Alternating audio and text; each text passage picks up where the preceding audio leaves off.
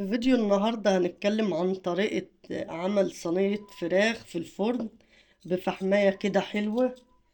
اهو الفراخ وفلفل فلفل اخضر، بصل وتوم، آه، حبة طماطم صغيرين، ما نكترش طماطم عشان ما تبقاش عاملة زي صحفة القراميط كده.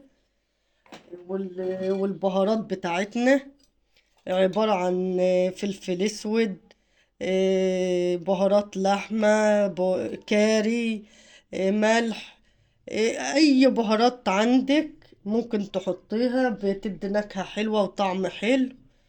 فهنقلبهم الاول على بعض ونتبل بهم الفراخ، ونيجي في مقلاية على النار تكون مسخنة كويس. ننشف الفراخ الاول، وبعدين نحطها بقى في الصينية وعليها البصل المتخرط اهي. قلبنا البهارات بتاعتنا على بعضها، وهنضيف عليهم الثوم. ضفنا عليهم كده الثوم وهنتبل بهم الفراخ.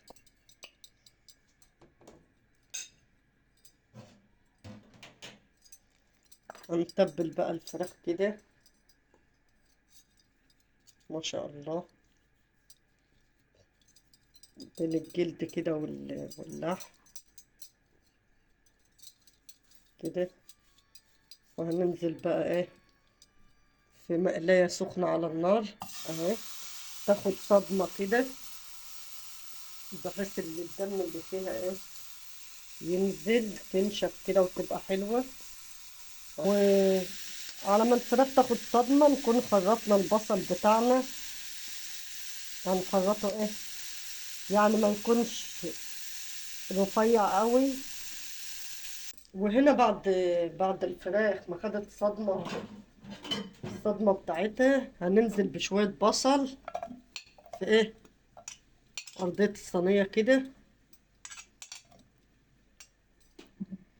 وننزل عليهم بالفراخ اللي احنا ادينا لها صدمة واحدة واحدة كده اهو. اهو ما شاء الله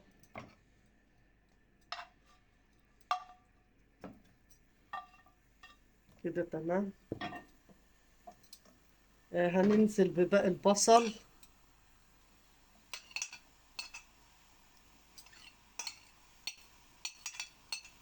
اهو. ننزل كده بباقي البصل، هنحط عليها الفلفل اللي احنا مخرطينه بديها ريحة وطعم جميل. ولو عندك ليمونة برضو خضرة بتبقى حلوة قوي في صينية الفراخ دي.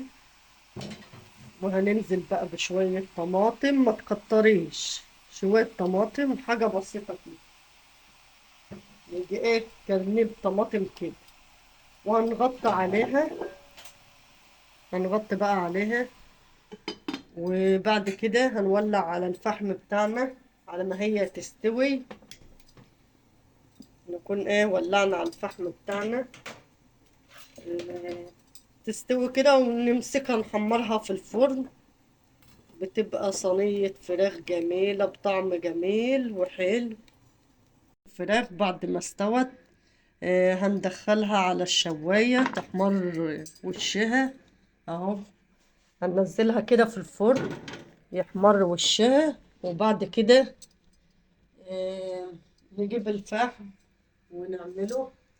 الفحم اهو على النار، هنحط عليها بدي ريحة جميلة وطعم جميل لصينية الفراخ بتاعتنا ما شاء الله. ودي صينية الفراخ بعد ما احمر وشها، حمرنا وشها كده في الفرن. هنجيب الفحم اهو، هنحطه كده في طبق، في طبق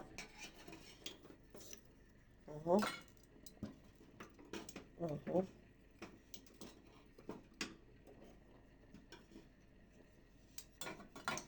في طبق كده هنحط كده الفحم ما شاء الله. بدي ريحة وطعم جميل قوي قوي دي صينية الفراخ، هنحط عليه نقطة زيت.